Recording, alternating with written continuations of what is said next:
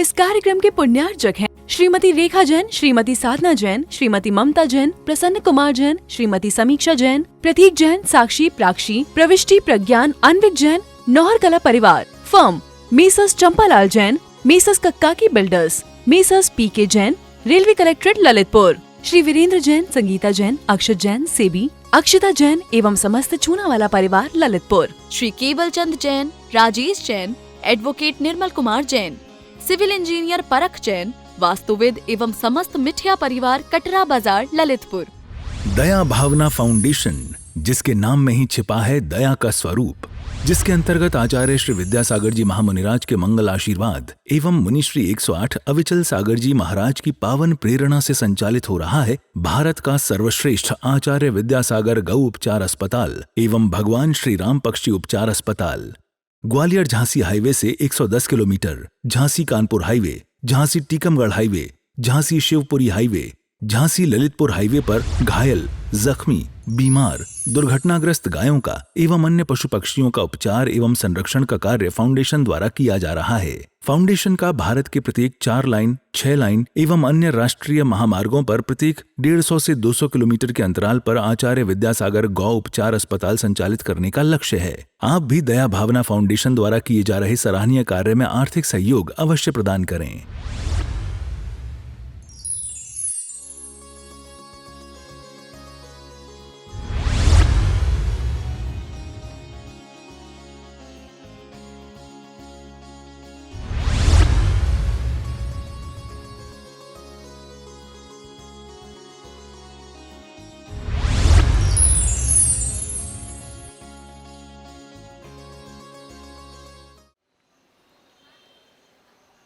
जिनकी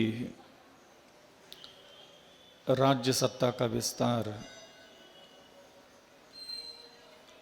इतना अलौकिक था,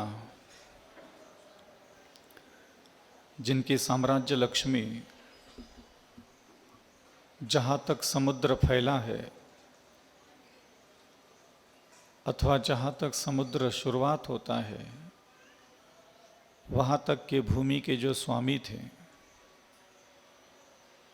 इस भूमि पर जितने भी अन्य मुकुटबद्ध राजा थे वह सारे राजा जिनके चरणों में नमस्कार करते थे।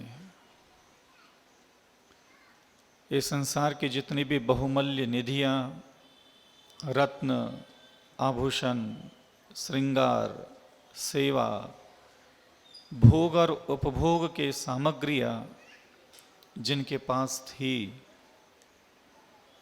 जिनके नगरों की रचना करने के लिए साक्षात देवताओं को आना पड़ता था, जिनके भवनों का निर्माण करने के लिए इंद्र को आज्ञा देनी पड़ती थी,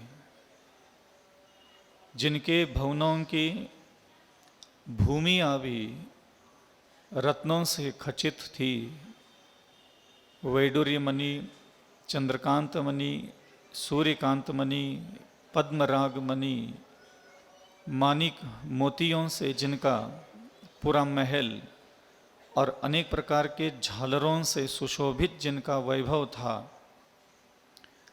जिनका भोजनालय, नृत्यशाला, वन और उपवन और जिनके घर के, जिनके महलों की रचना साक्षात मनोहारी थी, ऐसे वह जिनेंद्र भगवान तीर्थंकर ऐसा एक अद्भुत वैभव संपन्न जीवन जिन्होंने व्यतीत किया, ऐसे उन महायोगी, महातपस्वी, महान, अपनी ही स्वयं के मान कषाय को नष्ट करने की क्षमता रखने वाला मनोबल जिनके पास था, ये सारे वैभव का अकुट सौंदर्य, अकुट वैभव, अकुट संपदाएं जिनके चरणों की दासी बन करके निवास करती थी और क्षण मात्र के लिए भी जिनके अंतःकरण में उस उपलब्धियों का, उस पुण्य के फल का कोई भी अहंकार, कोई भी अभिमान जिनके अंतःकरण में प्रकट नहीं होता था,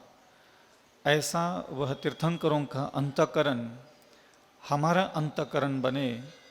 जैसे उन्होंने अपने वैभवशाली जीवन में भी एक निरभिमान जीवन जीने का, एक सरल और सहज और अत्यंत विनयावत होकर के जीवन व्यतीत करने का जिन्होंने अभ्यास किया था, ऐसे उन तीर्थंकरों के चरणों में हमें बार बार नमस्कार करते रहना चाहिए।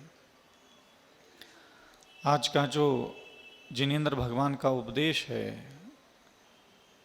आज के लिए उन्होंने हम संसारी जीवों के लिए उत्तम मार्दव धर्म धारण करने के लिए कहा है। प्राय करके ये सुनने को मिलता है कि मार्दव शब्द का जो तात्पर्य है, भावार्थ है, वह मान है। तो उत्तम क्षमा धारण करना चाहिए कि उत्तम क्षमा विनाश करना चाहिए अपने हृदय से? उत्तम मार्दव धर्म भी हमें अपने हृदय में धारण करना चाहिए। उत्तम मान ये छोड़ने की वस्तु नहीं होती। प्राय करके संसार में कुछ बातें ऐसी प्रचलित है और उस प्रचलित बातों की वजह से मानव अथवा मनुष्य यह बात स्पष्ट नहीं समझ पाता आखिर हमें करना है तो क्या करना है। एक तो ठहरे हम अनंत काल के संसारी जीव, हमारा संसारी होने में कोई दोष भी नहीं है क्योंकि हम पहले से ही ऐसे हैं। हम ऐसा नहीं कि पहले कुछ और थे, बाद में फिर बिगड़ गए, फिर संसारी बन गए, ऐसा नहीं है। हम अनंत काल से यही है। आंखें बंद करने के उपरांत आप अपने आप को जैसा देख रहे हो ना, हम अनंत काल से यही है, ऐसे ही है। ये मलिनताएं, ये दुर्भावनाएं, ये अहंकार, ये घमंड, ये गुरूर, अनेक प्रकार के भावाभिव्यक्ति हमारे मानस पटल पर समय समय के साथ ये लहर के समान उत्पन्न होती है और विनाश को प्राप्त होती रहती है। और ये ऐसा होने में हमारा कोई अपराध नहीं है, लेकिन हमारा कुछ कर्तव्य बनता है कि इसको संतुलन में रखें। मनोविकारों में एक और विकार जिनेंद्र भगवान ने इसको कहा, जैसा कि कल प्रातःकाल के चिंतन में मैंने आपको थोड़ा सा प्रेरणा दी थी कि धर्म मात्र पुण्य कमाने के लिए और पाप काटने के लिए नहीं होता।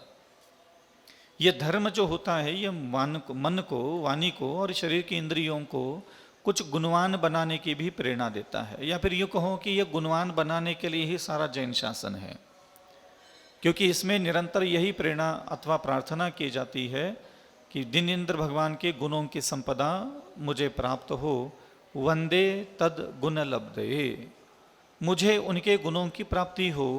इसी आशय से वह जिनेंद्र भगवान रागी होकर के भक्ति पाठ, पूजन, स्तोत्र, आराधना करता है और अपनी शक्ति के अनुसार अनुव्रत महाव्रत धारण करके वह जीवन के अनेक प्रकार की परिस्थितियों से गुजरता चला जाता है।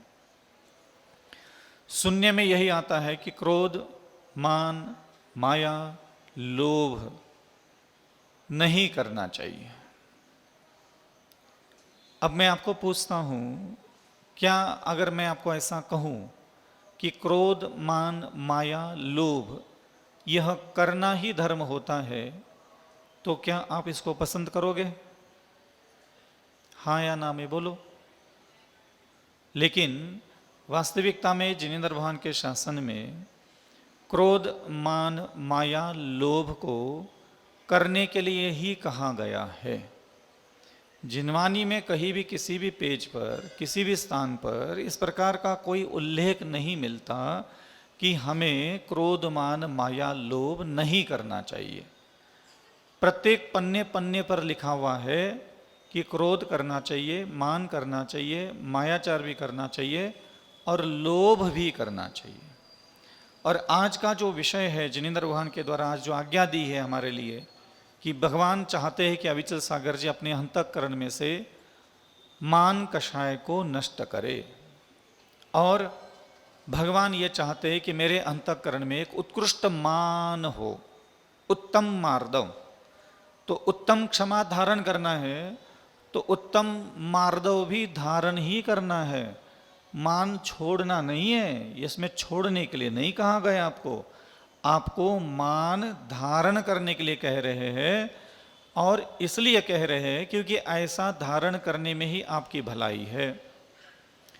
जैसा कि मैंने थोड़ा सा आपको विषय छेड़ा था कि क्रोध करना चाहिए, मान करना चाहिए, मायाचार करना चाहिए, लोभ करना चाहिए। ऐसा सुनते ही थोड़ा विचित्र लग रहा होगा, ये पहली बार सुन रहे हैं हम, ऐसा कैसे करने के लिए कह रहे हैं। लेकिन ये व्यवस्था जनागम में बखूबी बहुत अच्छे तरीके से जिनेंद्र वाहन ने प्रकट की है। कषायों के मुख्य रूप से 25 भेद होते हैं। जिन्होंने थोड़ा बहुत स्वाध्याय किया है उनको ये बात मेरी थोड़ा समझ में जल्दी आ जाएगी। तो कषायों के 25 भेद बताए गए हैं। उसमें मुख्य रूप से क्रोधमान माया लोभ के 4 भेद हैं, और हर्ष रति अरति शोक भय जुगुप्सा स्त्री वेद पुरुष वेद और नपुंसक के रूप में यह 9 कषाय होते हैं। तो क्रोधमान माया लोभ के 4 भेद कौन कौन से हैं? तो अनंत अनुबंधी क्रोधमान माया लोभ, अप्रत्याख्यान क्रोधमान माया लोभ, प्रत्याख्यान क्रोधमान माया लोभ और संज्वलन क्रोधमान माया लोभ। प्राय करके इतने वर्षों से आप प्रवचन सुन रहे हैं चिन्वानी चैनल पारस चैनल, तो इतना तो आपने कभी सुना ही होगा। इसमें भगवान क्या कह रहे हैं कि प्रत्येक व्यक्ति को संसार में जितने भी जीव है उसको क्रोध मान माया लोभ करना चाहिए। इसमें मना नहीं किया गया। कैसे? तो अनंत अनुबंधी क्रोध मान माया लोभ है क्या? तो एक मिथ्या दृष्टि जो जीव होगा वो कौन सा क्रोध मान माया लोभ करेगा? ये भगवान ने यहां बताया कि जो अनंतानुबंधी क्रोध मान माया लोभ है उसे सिर्फ मिथ्या दृष्टि जीव ही करेगा। ये ध्यान रखना। अब मिथ्या दृष्टि कोई होगा तो वह अनंत अनुबंधी क्रोध, अनंत अनुबंधी मान, अनंत अनुबंधी माया, अनंत अनुबंधी लोभ करेगा। अब अनंत अनुबंधी क्रोध मान माया लोभ है क्या? तो जैसे मान लीजिए कोई एक व्यक्ति है जिसने अपने हाथ में पत्थर ले लिया और सामने वाला कोई एक जीव है अपनी क्रोधाग्नि से, अपनी मान कषाय के कारण, अपनी मायाचार वृत्ति के कारण, अपने लोभ के कारण उसने वो पत्थर हाथ में लिया। चारों में से किसी भी एक वजह से, चाहे क्रोध आया इसलिए हो, चाहे मान कषाय की वजह से हो, चाहे मायाचार करने के कारण हो, चाहे लोभ करने के कारण, वो पत्थर उठाया और सामने वाले के आंख फोड़ दी, पूरी सामने वाले का पूरा विनाश कर दिया। समझ में आ गया? इस क्वालिटी का जो व्यक्ति क्रोध प्रकट करेगा, इस तरीके से जो व्यक्ति मान करेगा, इतना मान किसी चीज का अपने अंदर उसने धारण किया है कि उस मान के कारण उसने दूसरों की हिंसा करना चालू कर दी, दूसरों का विनाश करना चालू कर दिया। तो जिस क्रोध के कारण, जिस मान के कारण, जिस मायाचार के कारण, जिस लोभ के कारण सामने वाले किसी भी जीव का इतना विनाश होता है, वह क्रोध मान माया लोभ कौन करता है? मिथ्या दृष्टि जीव। ये भगवान ने बताया। दूसरा, अप्रत्याख्यान क्रोध मान माया लोभ। ये अप्रत्याख्यान क्रोध मान माया लोभ करता कौन है? सम्यक दृष्टि श्रावक के पास अप्रत्याख्यान क्रोध मान माया लोभ होता है, ऐसा भगवान ने कहा है क्या नहीं कहा है? तो सम्यक दृष्टि श्रावक के पास कौन सा क्रोध मान माया लोभ होता है? अप्रत्याख्यान क्रोध मान माया लोभ। ये जो सम्यक दृष्टि श्रावक होता है उसके पास एक क्रोध होता है, उसके पास भी एक मान है, उसके पास भी एक मायाचार है, उसके पास भी एक लोभ कषाय है। और भगवान कहते हैं ये कैसे प्रकट करता है? तो उसने क्या किया, अपने हाथ में थोड़ा एक कंकड़ ले लिया, अथवा कंकड़ों का, छोटे छोटे कंकड़ों का समूह ले लिया, और उसके अथवा मिट्टी ले ली, धूल ले लो, कंकड़ की अपेक्षा से धूल ले लो, तो वो धूल उसमें ले लिया अथवा कंकड़ उसने ले लिए और उसकी आंखों में मार दिए। उसकी आंख फूटी क्या? नहीं फूटी। उसका चोट अथवा अधिक मात्रा में हिंसा हुई क्या? नहीं हुई। तो वहां क्या हुआ? अनंत अनुबंधी मिथ्या दृष्टि जीव जिस प्रकार क्रोध मान माया लोभ की अभिव्यक्ति कर रहा था, वैसा यह सम्यक दृष्टि श्रावक कभी भी अपने क्रोध का, मान का, माया का, लोभ का प्रदर्शन नहीं करता जैसा मिथ्या दृष्टि करता है। सम्यक दृष्टि श्रावक के लिए भगवान ने कहा कि आपको ऐसा क्रोध करना है, ऐसा मान करना है, ऐसा मायाचार करना है, ऐसा लोभ करना है जैसे कि कोई सामने वाले व्यक्ति को हाथ में पकड़ करके मुट्ठी से कंकड़ मार दे, उसकी आंखों में चोट तो लगी लेकिन आंख खराब नहीं हुई, कुछ समय के लिए पीड़ा हुई। ये हो गया सम्यक दृष्टि श्रावक के लिए जिनेंद्र भगवान की आज्ञा है कि आप ऐसा ही क्रोध, ऐसा ही मान, ऐसा ही माया, ऐसा ही लोभ करे गृहस्थ अवस्था में। आप अनंत अनुबंधी के जैसा क्रोध, मान, माया, लोभ न करे। आपको करना कौन सा है? अप्रत्याख्यान के योग्य, सम्यक दृष्टि श्रावक के योग्य जो कषाय भगवान ने बताई है वही क्रोध, मान, माया, लोभ आपको करना है। इसका व्यवस्थापन और हम थोड़ा विस्तार से बताएंगे। तीसरी कषाय है प्रत्याख्यान क्रोध, मान, माया, लोभ। यदि कोई संसारी जीव थोड़ा बहुत अनुव्रत अथवा प्रतिमाधारी बनता है और वह पंचम गुण स्थान में पहुंच जाता है, ऐलक है, छुल्लक है, छुल्लिका है, प्रतिमाधारी है, अन्य जो तपस्वी साधक होते हैं जो पांचवें गुण स्थान में आए हैं, ऐसे पांचवें गुण स्थान में कोई साधक आया है तो भगवान ने उसके लिए भी कहा कि हे पंचम गुण स्थानवर्ती जीव, आपको प्रत्याख्यान क्रोध, मान, माया, लोभ करना है। हे पंचम गुण स्थानवर्ती जीव, आपने पंचम गुण स्थान अगर प्राप्त किया है तो आपको अप्रत्याख्यान क्रोध, मान, माया, लोभ नहीं करना और अनंत अनुबंधी क्रोध, मान, माया, लोभ नहीं करना। आपका गुणस्थान है पांचवा और आपके गुणस्थान के अनुकूल आपको प्रत्याख्यान क्रोध, प्रत्याख्यान मान, प्रत्याख्यान माया और प्रत्याख्यान लोभ कषाय ही करना है। ऐसा भगवान ने नहीं कहा कि नहीं करना है, ना करना है। इस कार्यक्रम के पुण्यार्चक थे श्रीमती रेखा जैन, श्रीमती साधना जैन, श्रीमती ममता जैन, प्रसन्न कुमार जैन, श्रीमती समीक्षा जैन, प्रतीक जैन, साक्षी, प्राक्षी, प्रविष्टि, प्रज्ञान, अन्विक जैन, नौहर कला परिवार, firm Messrs Champalal Jain, Messrs कक्काकी builders, Messrs PK Jain, railway collectorate Lalitpur, Shri Virendra Jain, Sangeeta Jain, Akshat Jain, सेबी, अक्षता जैन एवं समस्त चूनावाला परिवार Lalitpur, Shri Keval Chand Jain, Rajesh Jain, advocate Nirmal Kumar Jain, civil engineer Parakh Jain, वास्तुविद एवं समस्त मिठिया परिवार कटरा बाजार ललितपुर। क्या आप वास्तुशास्त्र के अनुसार अपने घर का काम कराना चाहते हैं?